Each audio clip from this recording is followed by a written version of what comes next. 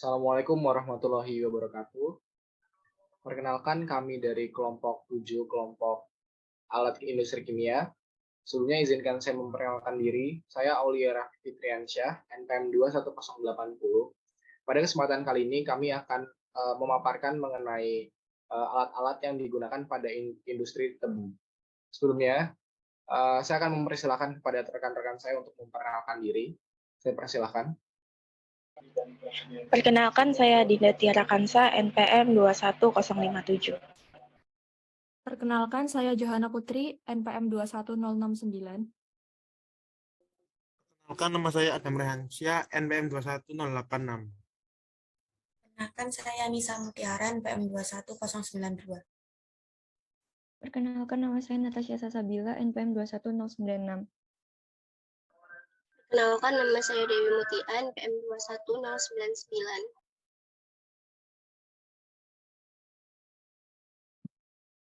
Baik, industri yang kita gunakan yaitu industri tebu, di mana untuk alat yang pertama akan dijelaskan oleh rekan saya persilakan. Baik, mula-mula setelah tebu dipanen akan diangkat menggunakan truk menuju pabrik, kemudian masuk pada tahap penanganan yang pertama yaitu can-on loading crane. Fungsi dari alat ini untuk mengangkat dan menurunkan tebu serta dapat bergerak maju dan mundur serta ke kiri dan ke kanan untuk diletakkan ke bagian meja tebu. Dengan prinsip kerjanya, tebu yang berada pada lori diatur agar tepat berada di bawah crane, kemudian diikat dengan rantai pengikat. Ujung rantai dikaitkan ke gebral. Setelah terikat, operator menekan tombol sehingga tebu dapat terangkat dari lori dan diatur sedemikian rupa hingga tebu tepat berada di atas meja tebu. Tebu diturunkan dengan arah tegak lurus, kemudian rantai dilepas dengan menggunakan motor penggulung. Dengan rantai pengikat tebu ditarik lagi ke atas dan digerakkan ke arah lori atau truk berikutnya untuk kembali mengangkat tebu.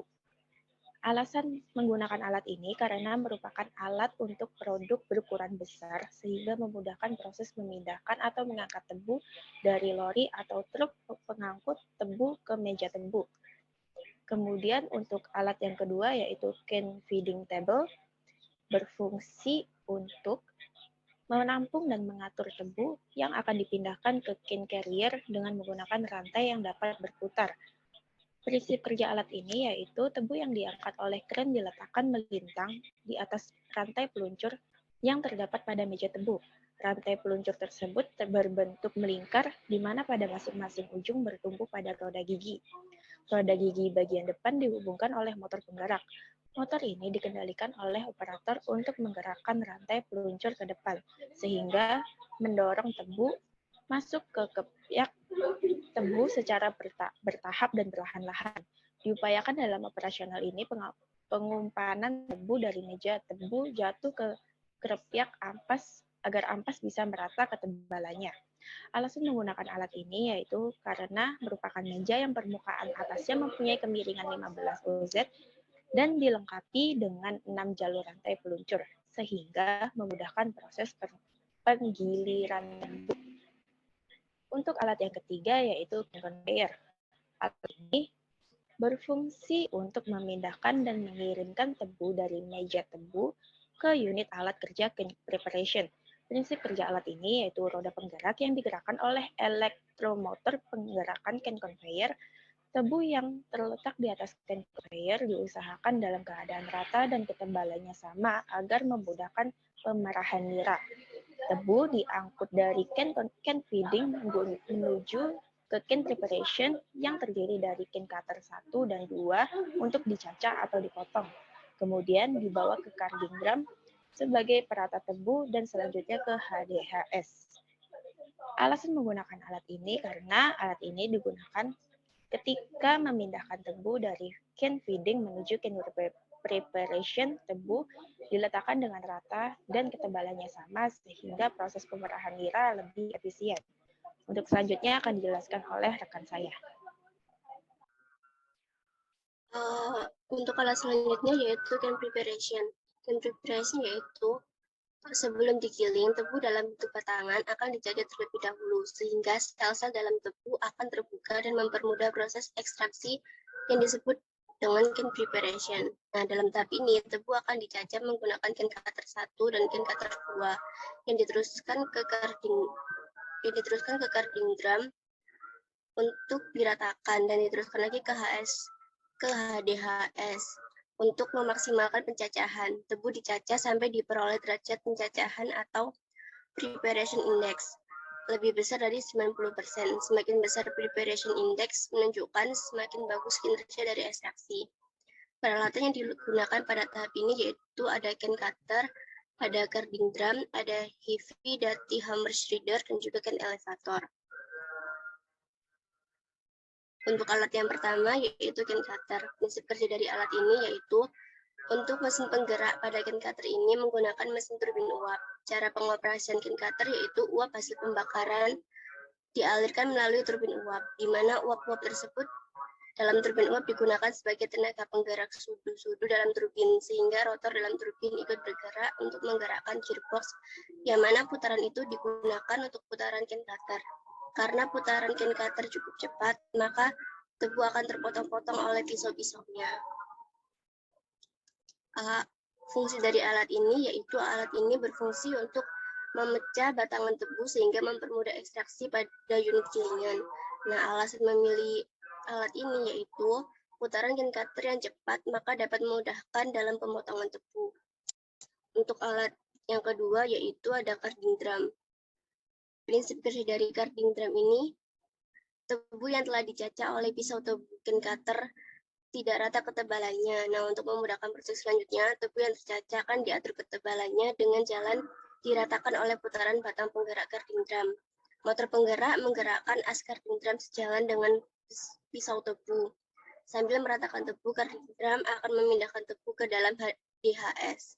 Fungsi alat ini yaitu sebagai perata cacahan tebu dan pengumpan ke HDHS, sehingga ketebalan tebu yang masuk pada HDHS sama secara kontinu.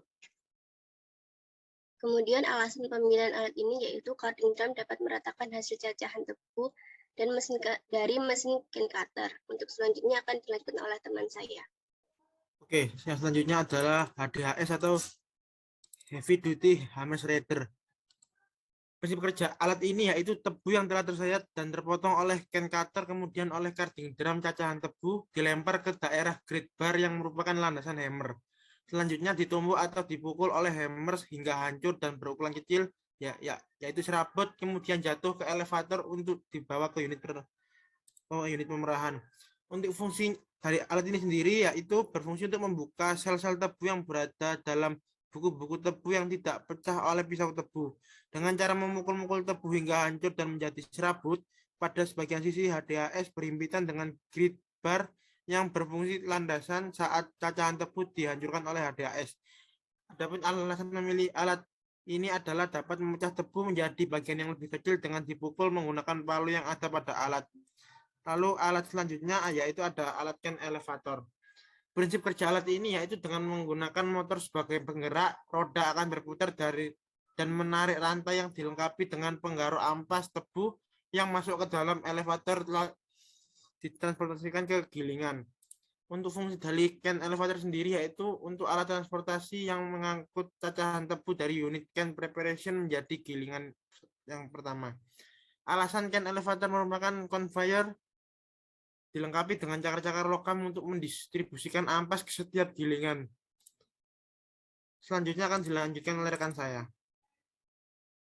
Untuk tahap yang selanjutnya adalah tahap penggilingan. Alat yang pertama ada gilingan.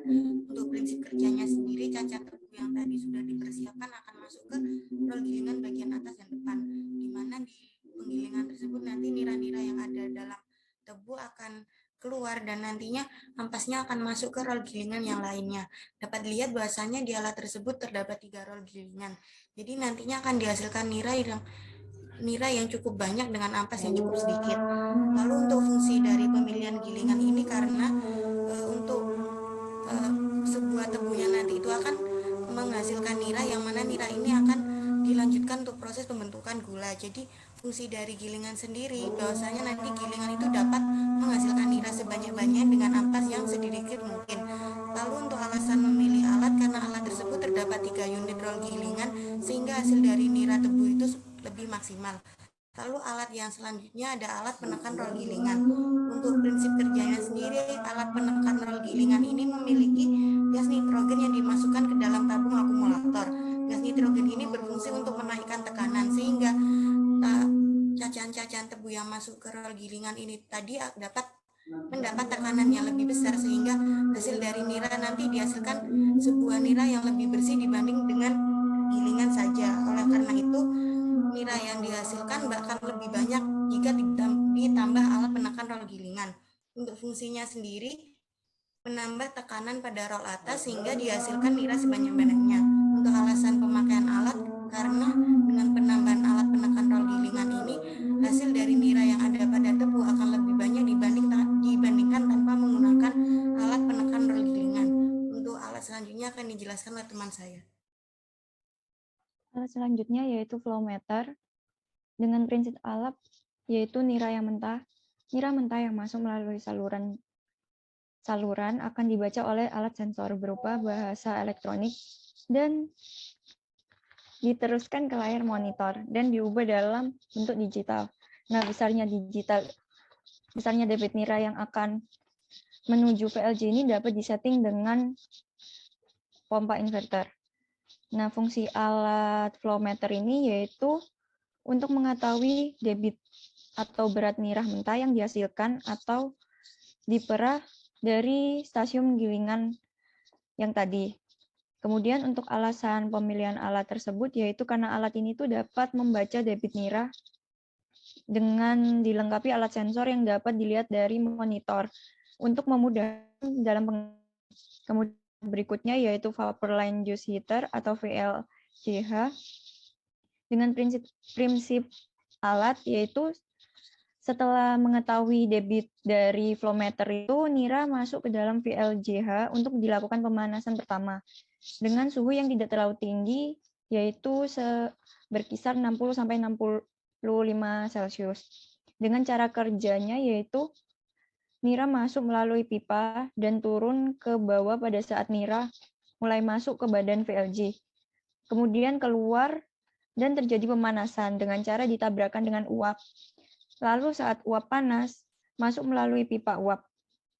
Sambil uap tersebut memanaskan nira. Karena suhu uap yang masuk lebih besar, maka terjadi proses pemindahan panas dan uap panas mengalami kondensasi. Untuk fungsi alat sendiri yaitu mengakibatkan nira menjadi naik suhunya, yaitu 60-65 derajat Celcius. Alasan untuk memilih alat tersebut yaitu alat ini tuh sangat cocok untuk memanaskan temperatur yaitu sebesar 60-65 dan bersifat memanaskan sementara sehingga dapat dipanaskan kembali ke alat selanjutnya yaitu tubular juice heater.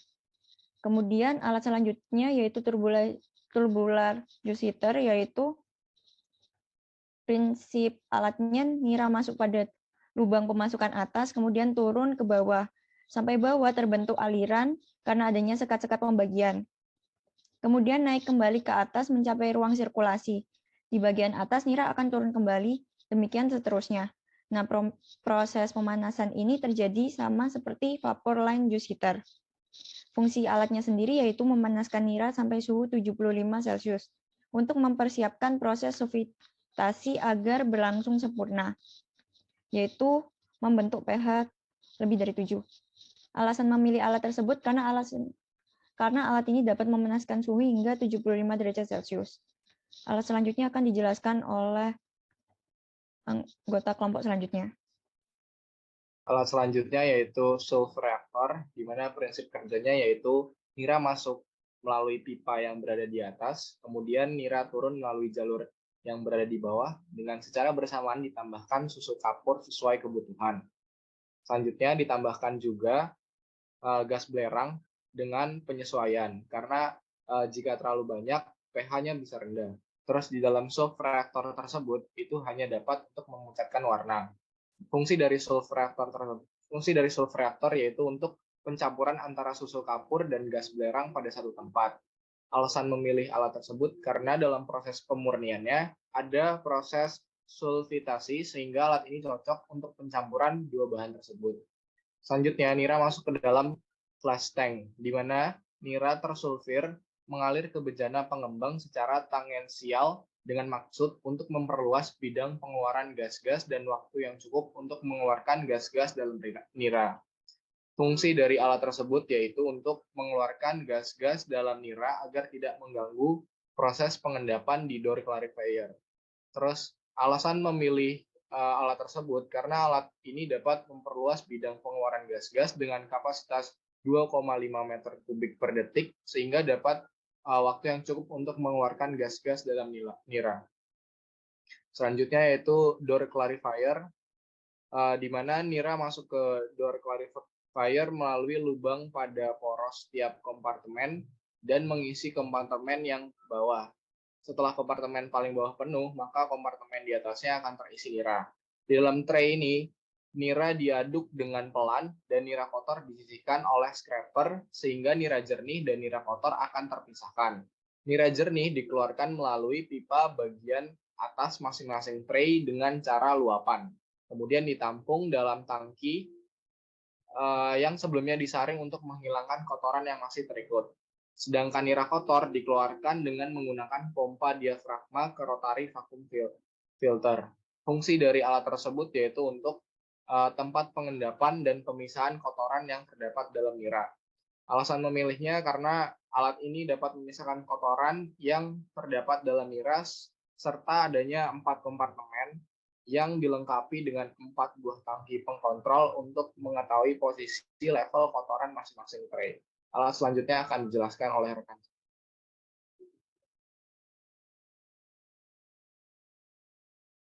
Alat selanjutnya yaitu rotary vacuum filter, di mana rotary vacuum filter ini memiliki prinsip kerja yaitu dalam keadaan vakum, tekanan vakum akan menarik liquid melalui medium filter di permukaan drum yang menahan padatan. Tekanan vakum akan mendorong gas atau udara melalui keg dan gas tersebut akan mendorong liquid untuk masuk ke dalam. Fungsi dari alat ini adalah untuk memisahkan kotoran padatan dalam nira. Alasan memilih alat tersebut adalah karena nira kotor yang diperoleh dari petik pengendapan atau door clarifier ini masih mengandung kadar gula di dalamnya, sehingga menggunakan alat ini agar dapat dipisahkan dari kotoran padat dengan proses penapisan. Selanjutnya akan masuk ke dalam DSM screen atau saringan nira encer. Prinsip kerja dari alat ini adalah nira masuk ke dalam pipa, kemudian disaring di dalam alat dan mengarah ke pipa pengeluaran nira jernih, sedangkan kotoran akan masuk ke dalam pipa pengeluaran tersendiri. Fungsi dari alat ini adalah untuk menyaring nira yang keluar dari door clarifier. Alasan memilih alat tersebut yaitu karena alat ini memiliki ukuran dan berat screen yang lebih ringan dan juga tersedia sistem manual dan juga sistem otomatis. Selanjutnya adalah proses penguapan. Pada proses penguapan ini, evaporator yang dapat digunakan adalah vertical tube standard evaporator yang memiliki prinsip kerja yaitu cairan akan mengalir di dalam pipa, sementara uap atau steam akan mengalir di dalam sel. Di dalam tabung, cairan akan mendidih dan uap yang timbul bergerak membawa cairan ke atas.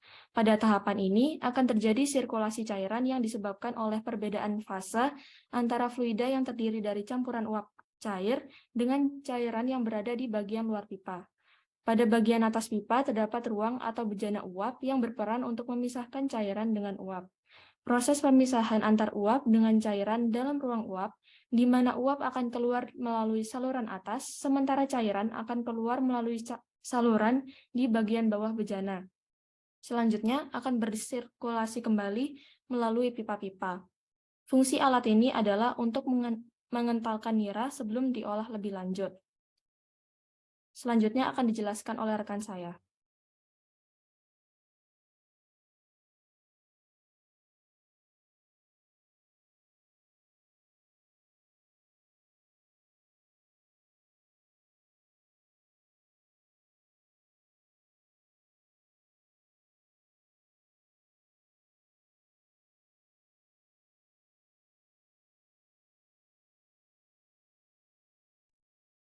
Alat selanjutnya yaitu vacuum crystallizer, di mana pada alat tersebut nira di dalam kondisi vakum digunakan supaya nira terjaga kualitasnya.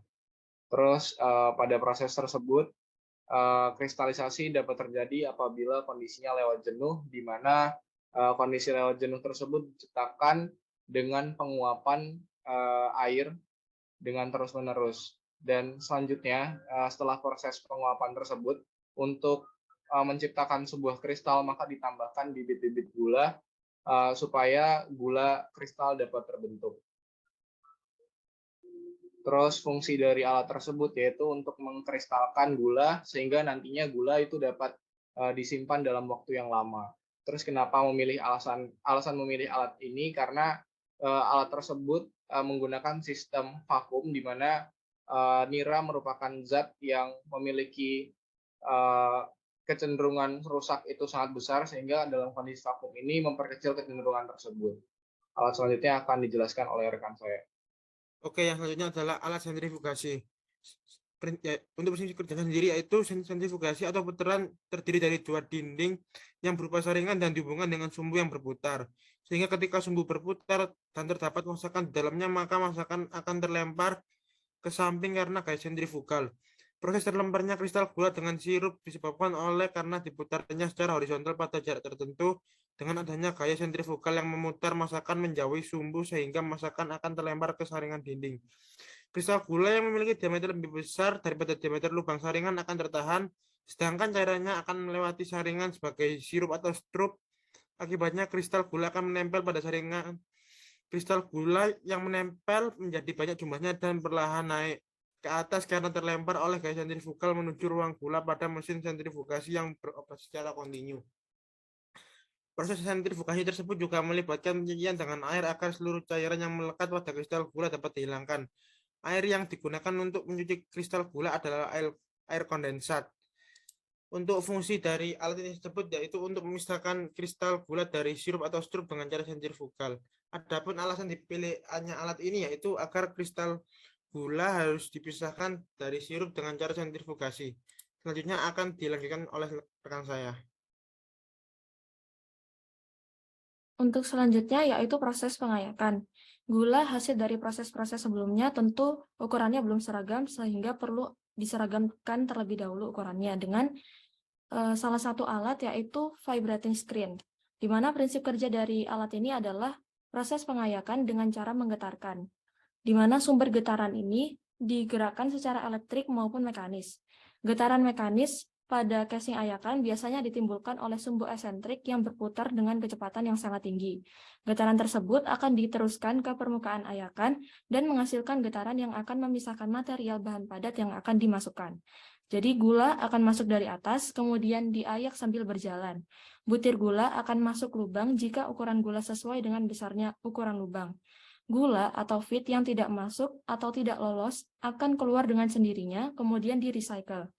Kecepatan vibrator atau getaran umumnya antara 25 sampai 125 rpm.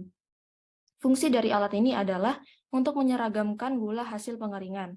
Dan alasan pemilihan alat ini adalah karena alat ini mampu menghasilkan produk yang seragam dan juga papan lubang pada vibrating screen ini dapat diatur sesuai kebutuhan. Selanjutnya akan dijelaskan oleh rekan saya. Tahap selanjutnya masuk ke tahap pengemasan. Alat yang digunakan adalah timbangan gantung. Untuk prinsip kerjanya cukup sederhana, yaitu bahan atau material yang akan ditimbang digantung pada bagian lot sel gantungan. Alasan dari penggantungan bahan tersebut karena timbangan gantung tidak menyediakan wadah untuk menampung material yang akan ditimbang. Setelah melakukan proses penimbangan ini tadi, gula dapat langsung dikemas di dalam kantung, di dalam sebuah plastik ataupun karung-karung yang mana beratnya sudah ditentukan. Setelah dilakukan proses pengemasan, maka dapat dikirimkan kepada para pelanggan. Untuk fungsi dari timbangan gantung sendiri untuk menimbang gula sebelum dilakukan proses pengemasan, dan untuk alasannya timbangan gantung sendiri ini tuh terbuat dari besi solid dan juga stainless steel yang mana kedua bahan itu sangat kokoh sehingga dapat menimbang material hingga 100 ton. Mungkin sekian untuk diagram alur dari industri gula.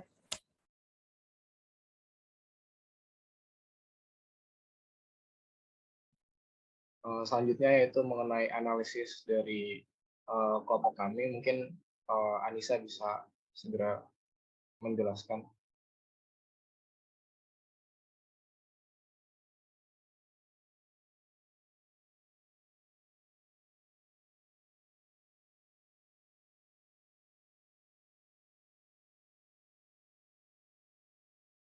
Ya, untuk hasil analisis dari Ayakan sendiri, yang pertama ada mencari hubungan rata-rata ukuran partikel dengan fraksi massa.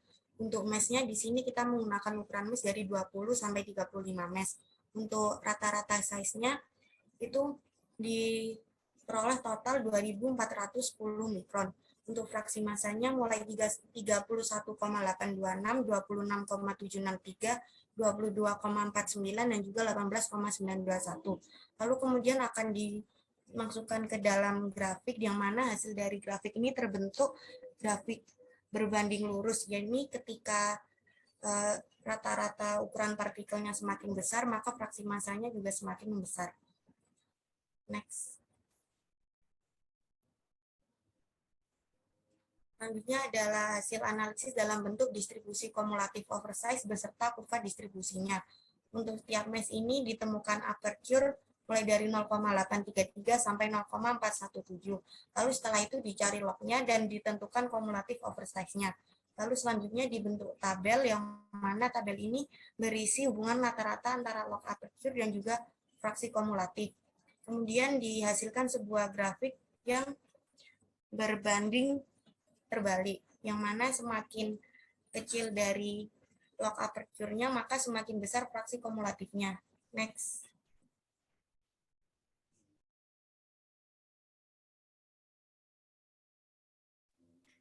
Untuk yang selanjutnya ada penentuan diameter partikel.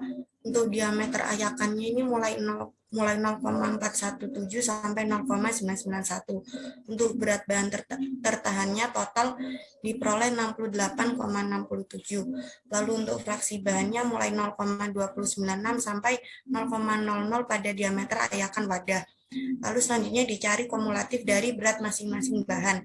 Untuk berat bahan tertahan mulai dari 20,33 gram sampai 68,67 untuk totalnya. Lalu persen bahan tertahan mulai 29% sampai 100% pada bagian wadah. Lalu berat bahan lolos mulai 48,34 gram sampai 0 bahan lolos pada bagian wadah. Lalu untuk persentase lolosnya mulai 70% sampai 0% pada bagian wadah. Lalu selanjutnya fraksi bahan tertahannya dimasukkan ke dalam grafik sebagai sumbu Y dan diameter partikel atau diameter ayakan sebagai sumbu X. Lalu terbentuk kurva seperti parabola dengan puncak tertingginya berada pada diameter partikel 0,833. Maka dapat disimpulkan bahwasannya diameter partikel dari hasil ayakan ini adalah 0,833 mm atau antara 0,991 sampai dengan 0,833 mm. Mungkin sekian untuk hasil dari penentuan diameter partikel pada ayakan, yakni vibrating screen. Baik, karena materi sudah dijelaskan, mungkin itu yang dapat kami jelaskan dari kelompok 7. Kurang lebihnya mohon maaf. Wassalamualaikum warahmatullahi wabarakatuh.